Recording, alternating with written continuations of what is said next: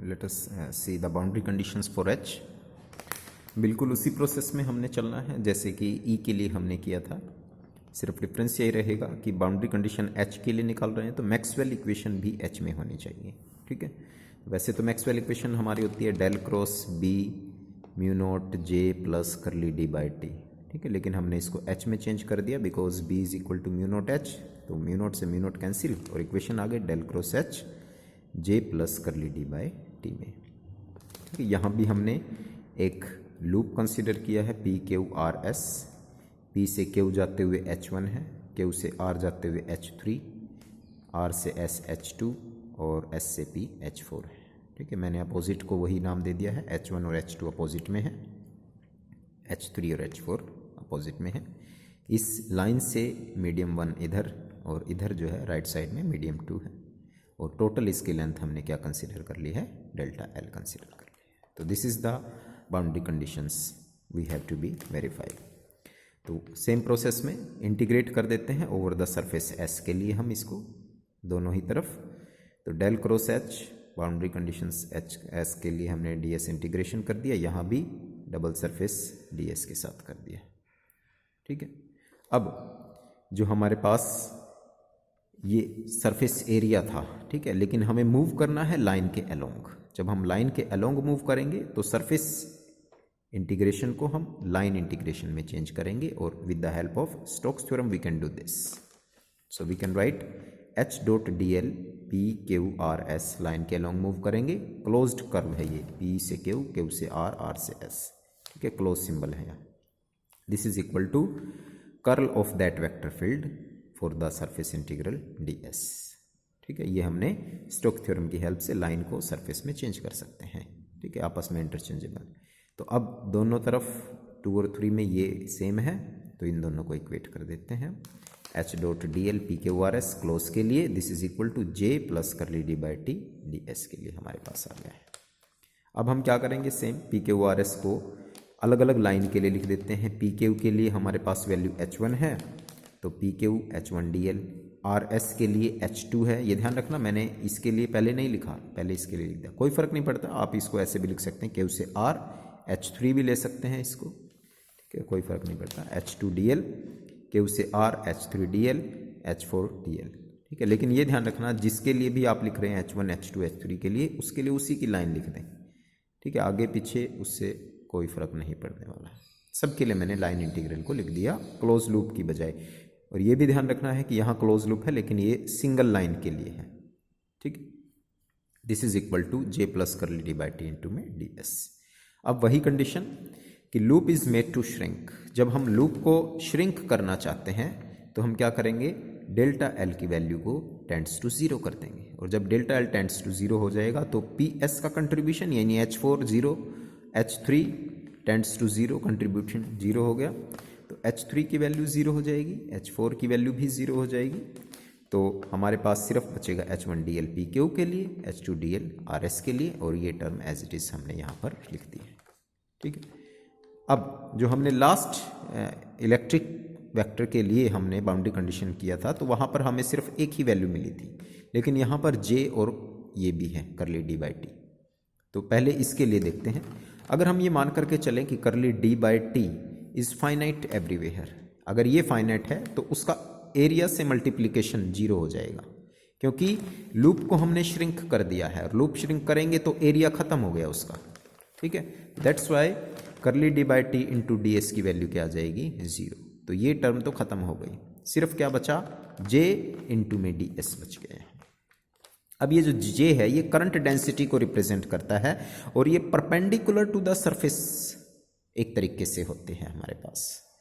ठीक है, लेकिन अब हमारे पास ये जो J है अब वो लाइन के परपेंडिकुलर रह जाएगा, या तो इस लाइन के ले लो या फिर इस लाइन के लिए ले लेते हैं।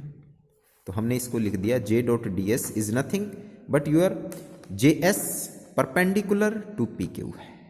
ठीक है, इसको आप जो है परपेंडिकुलर सिंबल को थोड़ा सा नीचे की तरफ ही बनाएं, J S perpendicular to P Q.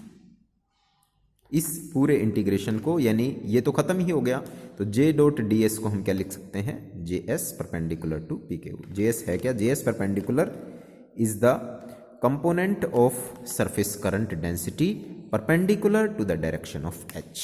H की डायरेक्शन के परपेंडिकुलर है, या तो एच इस पर है या फिर एच इस पर है, इन दोनों का तो खत्म हो चुका है। तो हमने इसके लिए ले लिया, ठीक है। तो हमने अब इसको लिख दिया H1 DL PQ के लिए, ये क्लोज नहीं है, यहाँ क्लोज नहीं है, ध्यान रखना, ठीक है। H2 DL RS के लिए दिस इज इक्वल टू, ये था हमारे पास, तो JS परपेंडिकुलर टू PQ हमने इसको लिख दिया है। अब इसका इंटीग्रेशन सॉल्व कर देते हैं।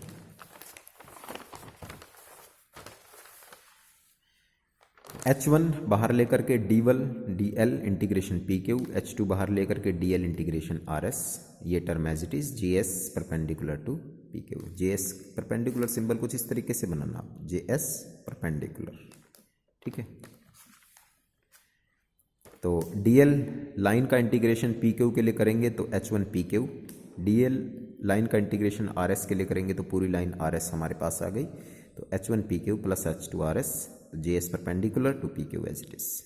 अब वही PQ और RS हैं तो इक्वल, लेकिन अपोजिट डायरेक्शन में है, लूप में इस तरीके से है, PQRS, तो P से Q, R से S, इस तरीके से अपोजिट हैं।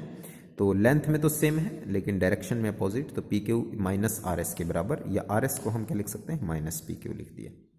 JS is perpendicular to PQ, PQ दोनों में से कॉमन ले लिया, H1 minus H2, JS is perpendicular to PQ, PQ से इस PQ को हम कैंसिल आउट कर सकते हैं।